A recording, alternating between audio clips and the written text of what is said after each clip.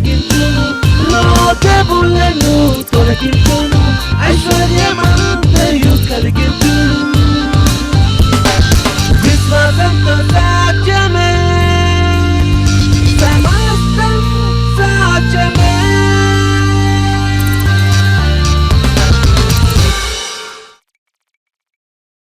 చిన్నప్పటి నుంచి మనకు నూరిపోస్తారు ఏమని, నీ తల్లికి కానీ నీ తండ్రికి కానీ వారి రక్తములో ఇటువంటి అనారోగ్యం ఉంటే నీకు కూడా వస్తుంది అని. ఆర్థరైటిస్ కానీ ఉందనుకో మీ తల్లిదండ్రులకి, మీకు వస్తుంది. వారికి రక్తపోటు ఉందంటే మీకు ఒక వయసు వచ్చేటప్పటికి వస్తుంది అని నూరిపోస్తారు మనకి. ఎందుకది హెరిడిటరీ, ఇది సైంటిఫిక్గా ప్రూవ్ చేసాం, అది మనం నమ్ముతాం. ఎందుకు? ఇతరుల జీవితాల్లో రుజువు చేయబడ్డది కాబట్టి. అవునా కాదా చెప్పండి.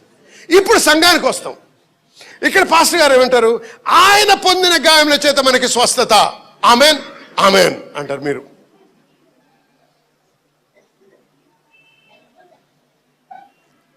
పాస్టర్ గారు అంటారు ఎలా ఉందమ్మా అంటే నమ్ముతున్నానండి అంటారు. బయటికి వెళ్ళగానే ఎలాగుందండి, ఏం చెప్పనండి, ఇంకా డాక్టర్ గారు వెళ్తే ఇంకా ఇంకా క్షీణమైపోయి ఇంకా హీనంగా మారిందంట అంటారు. డబుల్ టాక్ ఉంటుంది. నువ్వు ఏది నమ్ముతున్నావు? నీ హృదయం నిండి పొర్లుచున్న దాని ప్రకారంగా నువ్వు మాట్లాడుతావు.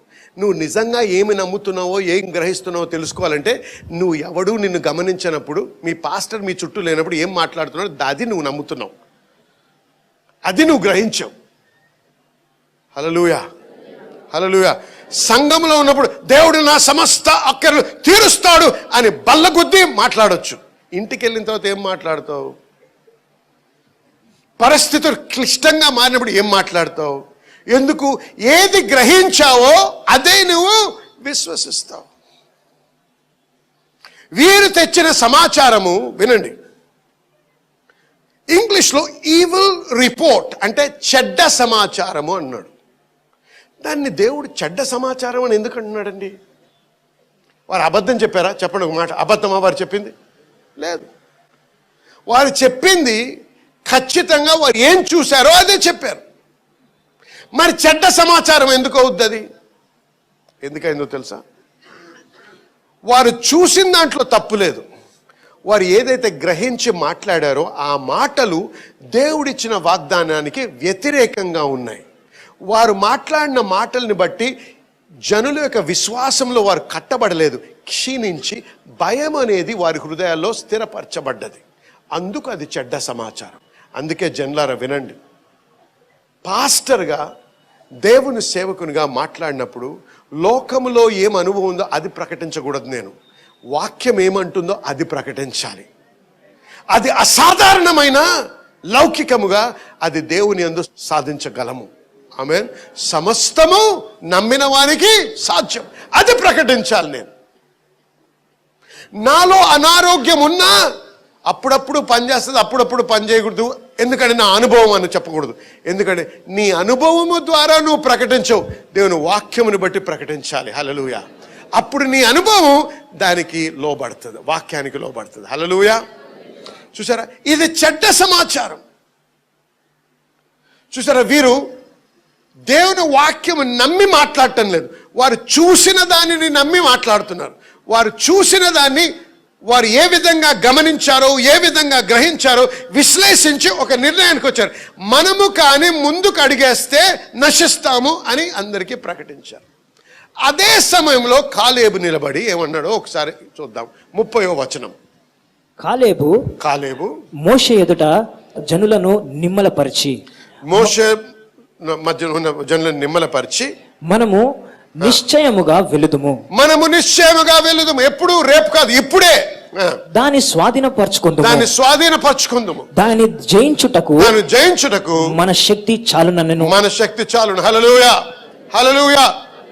కాలేబు తన బాహుబలం చూడటం లేదు. కాలేబు వారెంత బలవంతులో చూడటం లేదు. కాలేబుకు ఒకటే దన్ను. ఏంటా దన్ను? దేవుని వాక్కు. చెప్పండి ఏంటండి? చూసారా, అవే ప్రాబ్లమ్స్, అవే ఛాలెంజెస్, అవే సవాళ్ళు చూశారు. కానీ కాలేబు గ్రహింపు ఎలాంటిదో చూడండి. అది చూశాడు కానీ ఏమంటున్నాడు? కానీ నా దేవుడు ఏమన్నాడు? అది అసంభవం, కానీ ఆయన మాట చెప్పున హల్లెలూయా నేను జయిస్తాను. ఆమేన్. చూసారా, 1 సమూయేలు 17వ అధ్యాయంలో గొలియాత్ అనేటువంటి మరి బలవంతుడు ఒకడు వచ్చి ప్రతిరోజు లోయలోకి వచ్చి ఇశ్రాయేల్ సైన్యాన్ని దెప్పుతా ఉన్నాడు.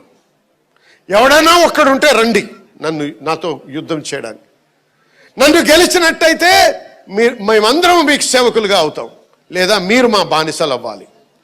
40 రాత్రులు 40 రోజులు 40 రాత్రులు వాడు సవాల్ వేశాడు. ఎవడూ కదలటం లేదు. పేరుకి మేమందరము నిజమైన దేవుడిని నమ్ముకున్న వారం అంటున్నారు, కానీ వాడు నోరిప్పినప్పుడల్లా గడగడ వణుక్కుంటూ గుహల్లో దాచుకుంటున్నారు. అదే పరిస్థితిలో ఉంది సంఘం ఈరోజు. మారాలి, ఎందుకంటే వారి గ్రహింపు సరిగ్గా లేదు. వినండి, ఆ సమయంలో దాదాపు 17 సంవత్సరాల వయసు గల దావీదు వచ్చాడు. వచ్చి వాడు సవాల్ వేస్తుంటే విన్నాడు. విని అన్నాడు, వీడెవడయ్యా అన్నాడు. వీడెవడా, కనపడటం లేదా? నీకు 2 అంతలు ఎత్తున్నాడు, నీకంటే 2 అంతలు వెడల్పున్నాడు. వాడు నీతో మాట్లాడంటే ఇలా కిందకు చూసి మాట్లాడాలి, కనపడటం లేదా? అయితే దావీదు, సున్నతి లేని ఆ ఫిలిస్తీయుడు ఎవడు అన్నాడు.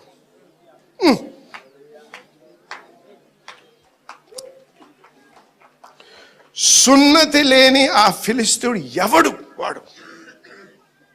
గమనించండి, అదే ఆజానుబాహుణ్ణి, అదే బలవంతుని సౌలు రాజు చూశాడు. అదే వ్యక్తిని సైన్యమంతా చూసింది. ఎవడికి కూడా ధైర్యం రాలేదు. ఒక బాలుడు వచ్చేమన్నాడు. అదే సవాల్ను చూశాడు. కానీ వీరు గ్రహించిన దానికి దావీదు గ్రహించిన దానికి చాలా వ్యత్యాసం ఉంది. దావీదు అన్నాడు, వాడెంతటి వాడు అంటాడు. వాడెంతటి వాడా? ఎందుకు? వీళ్ళందరూ ఏం చేశారు? వాడిని చూసి ఇటు చూసుకున్నారు. అమ్మో, నేనెంత పొట్టిగా ఉన్నాను, నేనెంత బలహీనుడిగా ఉన్నాను వారి ముందు.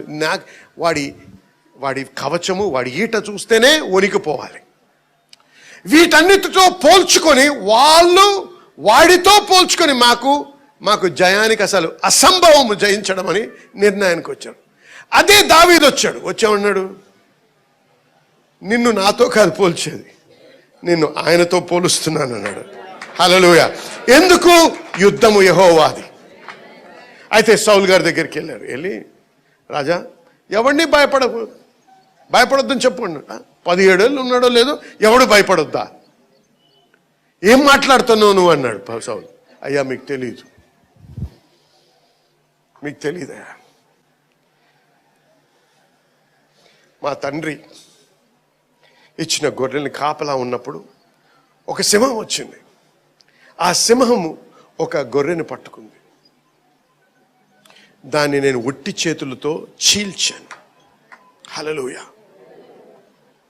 అలాగే ఒక గుడ్డేలుగు వచ్చింది, దానిని కూడా నేను చీల్చాను. ఏ దేవుడైతే ఆ గుడ్డేలుగుని, ఏ దేవుడైతే ఆ సింహాన్ని నాకు అప్పచెప్పాడో అదే దేవుడు ఈ సున్నతి లేని వాడిని నాకు అప్పచెప్తాడయ్యా. హల్లెలూయా. అనుభవం ఉందా? ఏం చూస్తున్నాడు? వీరందరూ వారితో పోల్చుకున్నారు.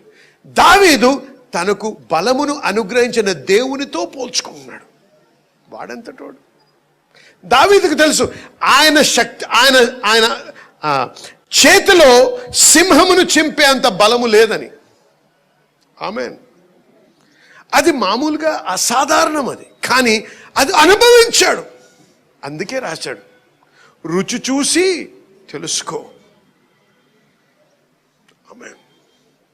ఆమేన్ చెప్పండి. కాబట్టి వినండి జనులారా, అందుకే యేసయ్య అన్నాడు, నమ్మిన వానికి గ్రహించాలి. నీకు దేవుడు తోడై ఉన్నాడనే గ్రహణ అవసరం. ఆ సమస్య ఎంత పెద్దది అనేది సమస్య కాదు, నీ దేవుడు ఎంత పెద్దవాడు అనేది విషయం. ఆ దేవుడిని నువ్వు ఎరుగున్నావా? ఆ దేవుని యొక్క వాక్యం నువ్వు నమ్ముతున్నావా? ఏమన్నాడు? నేను నీ యుద్ధం పోరాడుతానన్నాడు దేవుడు. అందుకే దావీదు, ఈ యుద్ధము నాది కాదు, యెహోవా ఖడ్గము ద్వారా విడిపించడు అని చెప్తున్నాడు. హల్లెలూయా. ఆమేన్. ఈ యుద్ధము ఖడ్గము ద్వారా జయించేది కాదు. దావీదు పరిగెడుతున్నాడు గొలియాత్ దగ్గరికి. అయితే గొలియాత్ నేను కుక్కనా, నువ్వు కట్టెలతో వస్తున్నావు నా దగ్గరికి, ఏది నీ కత్తి ఏది, నీ డాల్ ఏదంటే, కత్తి అక్కర్లేదు, డాల్ అక్కర్లేదు, నేను చంపేది నేను కాదు, నా దేవుడు. హల్లెలూయా, హల్లెలూయా, హల్లెలూయా.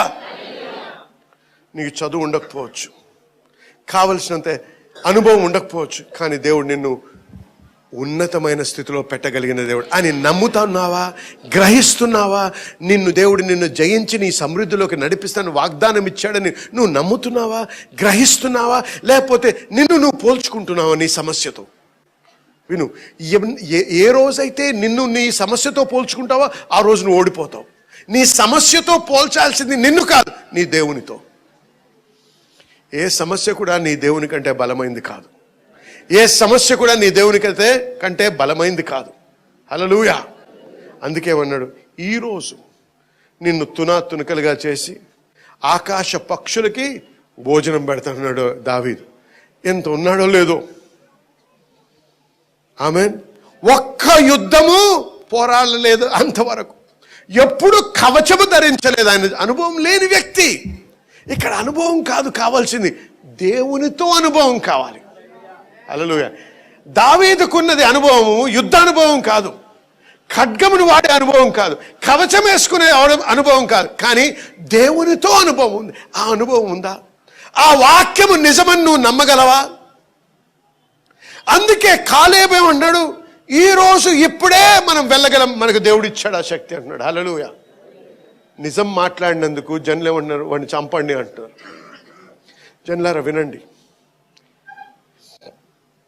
నువ్వు ఏది చూస్తున్నా సరే నీ సమస్యని నీ యొక్క మనస్సుతో విశ్లేషించకు, నీ హృదయంలో వాక్యముతో విశ్లేషించు. డాక్టర్ అనొచ్చు నీకు ఎక్కువ కాలం సమయం లేదని. డాక్టర్ దేవుడు కాదు. హల్లెలూయా. దేవుడు ఏమన్నాడు, ఆయన పొందిన గాయముల చేత నీకు స్వస్థ. ప్రభువా నేను ఇది నమ్ముతున్నాను అని ఒకసారి నోట్తో అంటే సరిపోదు. అందుకే దేవుడు యెహోషువని ఎన్నుకొని తన బిడ్డలకి ఆ స్వాస్థ్యమును గోత్రముల ప్రకారంగా విభజించి ఇవ్వమన్నప్పుడు యెహోషువతో ఒక మాట మాట్లాడాడు దేవుడు. ఏమన్నాడు, భయపడకుము, ఈ వాక్యము దివారాత్రములు ధ్యానించుమన్నాడు. వినండి జాగ్రత్తగా. నువ్వు ఎక్కువగా దేన్ని ధ్యానిస్తావో దాన్నే గ్రహిస్తావు, దేన్ని గ్రహిస్తావో దాన్నే పొందుతావు. ఎవడు కూడా పుట్టుకతో క్రిమినల్ అవ్వడు, ఎవడు కూడా పుట్టుకతో హంతకుడు అవ్వడు. ఆమెను చెప్పండి. మీరు ఏ హంతకుడినైనా, బాగా ఘోరమైన క్రిమినల్నైనా మీరు ఎప్పుడైనా చర్చిస్తే మీకేం బయలుపడుతుందంటే, వారు ఎక్కువగా అటువంటి సినిమాలు చూడడము, అటువంటి వారితో సహవాసం చేసి ప్రోత్సహించబడ్డారో, అటువంటి చిత్రాలని వారు చూస్తూ చూస్తూ చూస్తూ వాటిని గమనించి గ్రహించి ఏమైంది, దాన్ని నమ్మడం మొదలు పెడతారు. అందుకే అది వారికి తెలియకుండానే చేస్తారు. అర్థమైన వారు హల్లెలూయా చెప్పండి. సహోదరి జీవితంలో కూడా మరి ఈ సంవత్సరం మన సంఘానికి ఇవ్వబడినటువంటి మాట బ్రేక్ ఫోర్త్ అనే మాట మరి నెరవేర్పులోనికి రావడం జరిగింది. మరి వారి యొక్క కుటుంబంలో వారి తండ్రి గారు వారి చిన్నతనంలోనే మరి పోలీస్ డిపార్ట్మెంట్ లో పనిచేస్తూ మరి ఒక సంఘటనలో చనిపోవడం జరిగింది. అప్పటి నుంచి కూడా వారికి రావాల్సిన డబ్బులు ఏది కూడా మరి పోలీస్ డిపార్ట్మెంట్ వారు ఇవ్వలేదు. మరి ఏది కూడా వాళ్ళ దగ్గర నుంచి అందుకోలేని స్థితిలో ఉన్నారు. మరి అయితే మార్చి నెలలో వారి పోలీస్ డిపార్ట్మెంట్ నుంచి ఒక కాల్ రావడం జరిగింది. వాళ్ళకి ఒక చెక్ ఇస్తున్నామని చెప్పి వారు తెలియపరిచారు. మరి ఎంతో సంతోషించి మరి కుటుంబం అంతా కూడా మరి ఆ యొక్క వాగ్దానం వారి జీవితాల్లో నెరవేరాలని మరి ఒప్పుకోలు చేస్తున్నారు. మరి ఆ యొక్క చెక్, ఆ కాల్ వచ్చిన తర్వాత, ఆ యొక్క చెక్ పొందుకున్న తర్వాత కూడా డబ్బులు మరి విడుదల చేయబడలేదు. మరలా దాని గురించి కూడా వాళ్ళు మా వాక్యాన్ని ఒప్పుకోలు చేస్తున్నారు. ఆ సమయంలో మరి మన ఆరాధనలో పాస్టర్ మర్లిన్ గారు ఎవరికైతే రావాల్సిన డబ్బులు ఉన్నాయో, ఏదైతే మరి ఇంకా విడుదల చేయబడలేదో, అది అసహజమైన రీతిలో దైవికంగా దేవుడు కార్యం ద్వారా అది వాళ్ళకి అనుగ్రహించబడుతుంది అనేటువంటి మాటను విడుదల చేయడం జరిగింది. ఆ మాటను స్వీకరించిన తర్వాత మరి ఏప్రిల్ మాసంలో వారికి 4,70,000 రూపాయలు మరి ఆ డిపార్ట్మెంట్ నుంచి మరి మనీ అంతా కూడా విడుదల చేయడం జరిగింది. మరి 15 సంవత్సరాలుగా మరి హెల్డప్ లేక ఆగిపోయినటువంటి డబ్బంతా కూడా మరి ఇప్పుడు వారు మరి పొందుకోవడం జరిగింది. దేవునికి సమస్తమైన మహిమ కలుగును గాక.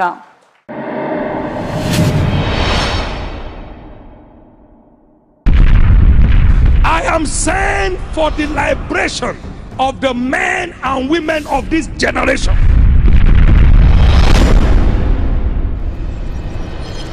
God sent me in an 18-hour long vision. So God said to the world, enough is enough. Satan, stop there. So whatever Satan has done against your destiny, I command them undone today.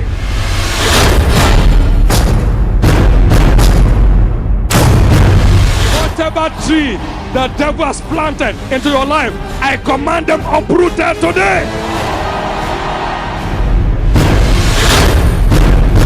The strangers moving through your body is cursed today. In the name of Jesus.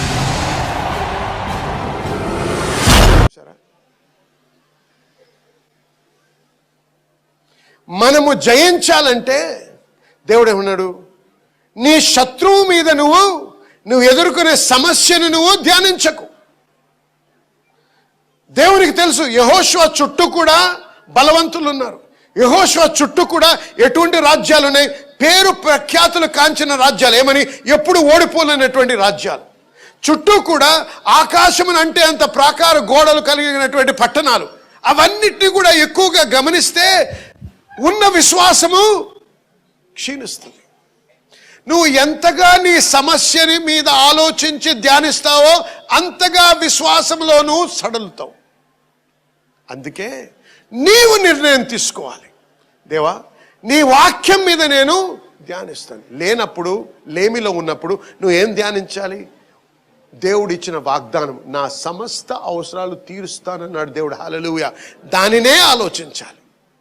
ఎలాగ దేవుడు అబ్రహాముకి ఇచ్చాడు, ఎలా దేవుడు కరువులో మరి ఇస్సాకుకి ఇచ్చాడు, ఎలా దేవుడు ఏ సముద్రంలో అయితే పేతురు ఏమీ లేవన్నాడో అక్కడ ఇచ్చాడు, ఏ దేవుడు కరువులో ఆ విధవరాలకి ఇచ్చాడు, అవన్నీ ధ్యానిస్తాడు. ఆ దేవుడిని నేను పూజిస్తున్నాను. ఆ దేవుడు వారికి చేసిన దేవుడు నాకు కూడా చేస్తాడు. ఈ విధంగా మనం ధ్యానించడం మొదలు పెట్టాలి. దేని మీద నువ్వు ఎక్కువగా ధ్యానిస్తావో అదే సత్యముగా నీ హృదయంలో మారుతుంది. అదే నువ్వు ఎక్కువగా గ్రహిస్తావు. ఏది గ్రహిస్తావో అదే నువ్వు పొందుతావు. ఎందుకంటే నువ్వు ఏది గ్రహిస్తావో దాని యందు నీ విశ్వాసము పెరుగుతుంది. హల్లెలూయా. నువ్వు ఎక్కువగా దేన్ని ధ్యానిస్తావో అదే నిజమని నువ్వు నమ్ముతావు.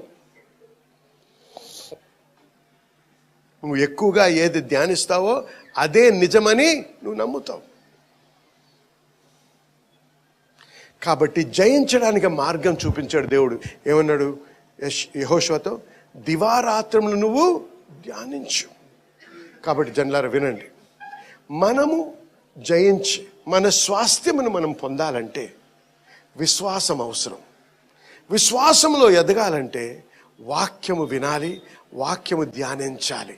అందుకే ఆదివారం సంఘానికి రాకుండా ఉండకూడదు. నేను ఒక గర్వించి కాదు, కానీ దేవుని వాక్యములు నా బలముని బట్టి ఒక మాట మాట్లాడుతాను.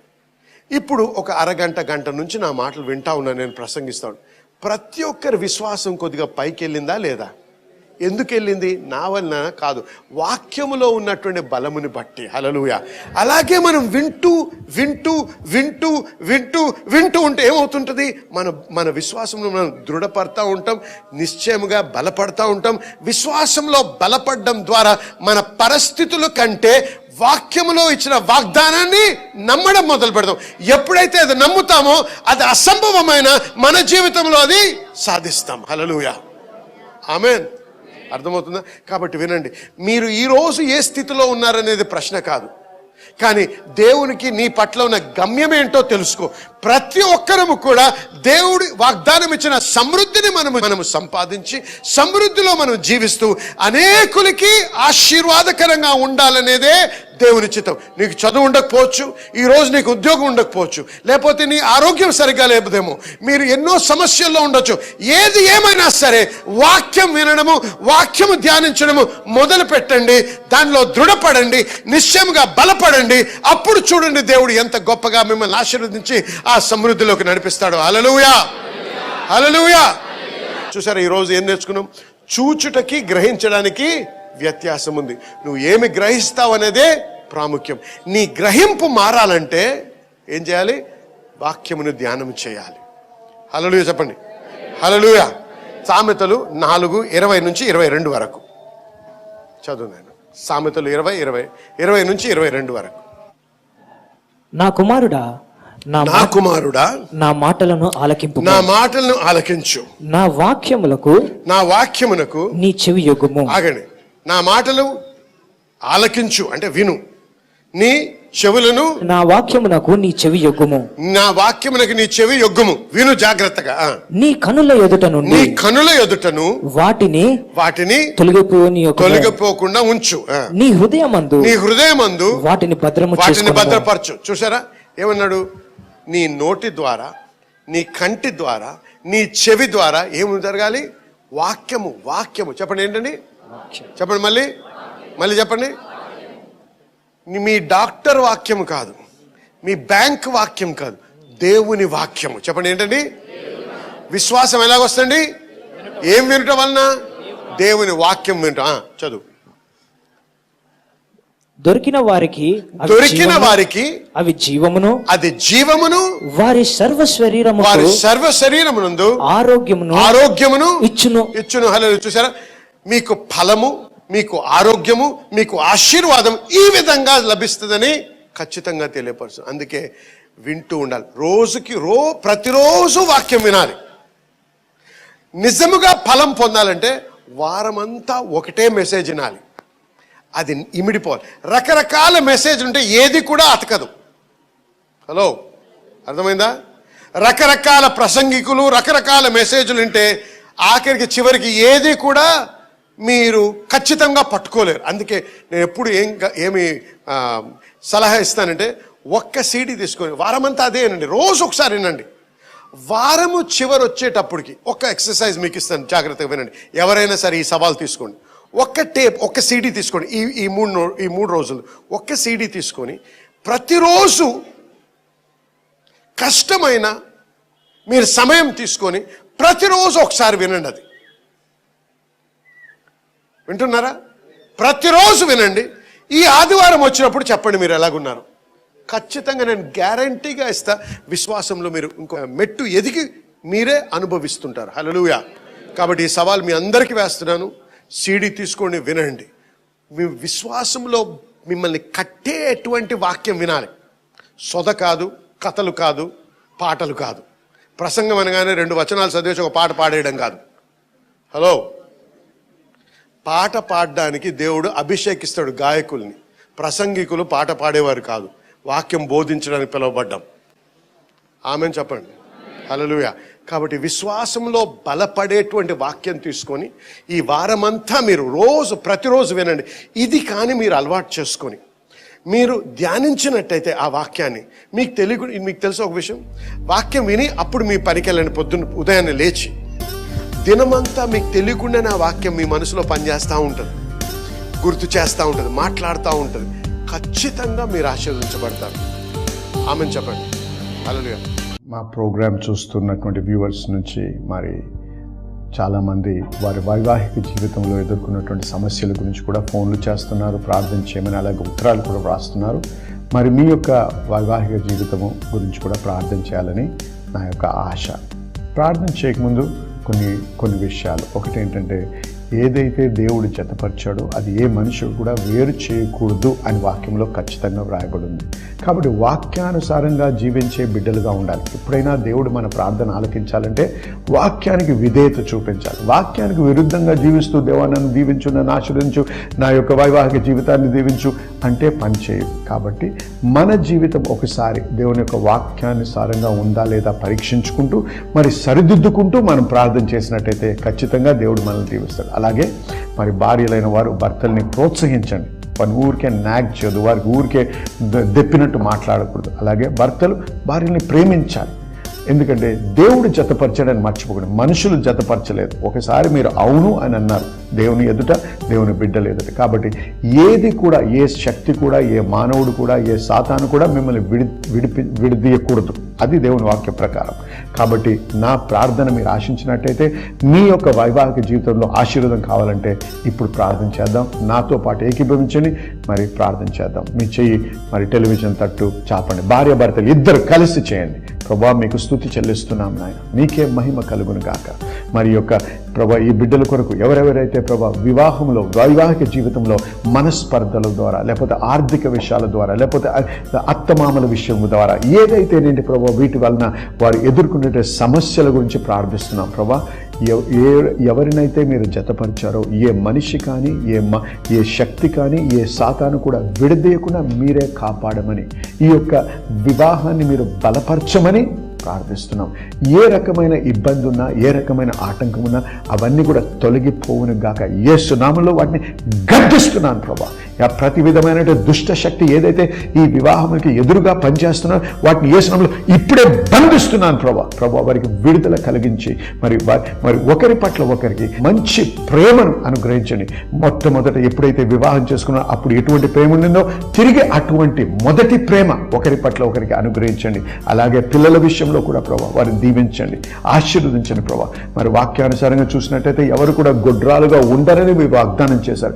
ఎవరికైనా పిల్లలు లేని స్థితిలో ఉన్నందుకు భర్తల వలన కానీ, ఇంక ఇతరుల వలన కానీ వారు హింసించబడుతున్నట్టయితే వారి మొరను వినండి ప్రభా. వారి గర్భం విప్పబడును కాక యేసు నామములో ఇప్పుడే ప్రభా మీ వాక్యం ఆధారపడి మరి ప్రార్థిస్తున్నాం ప్రభా. అటువంటి ప్రతి గర్భము కూడా ఇప్పుడే విప్పబడును గాక యేసు నామములో ప్రభా. ఇటువంటి వారికి మీరు గర్భ ఫలమును అనుగ్రహించండి నాయన, మీకు స్తోత్రం. ప్రతి విధమైనటువంటి ఈ యొక్క మనస్పర్ధల నుంచి, ఇటువంటి అవకతవకల నుంచి మీరే విడిపించమని, ఆశీర్వదించమని యేసు నామములో ప్రార్థిస్తున్నాము తండ్రి. ఏకీభవించిన వారు, నమ్మిన వారు ఆమేన్ నాతో పాటు ఆమేన్. దేవుడు మిమ్మల్ని దీవించి మీ వైవాహిక జీవితం ఎంతగానో ఆశీర్వదిస్తాడు. నమ్మండి, మరి దేవుని విశ్వసించండి, దేవుని గణపరచండి. ఆమేన్.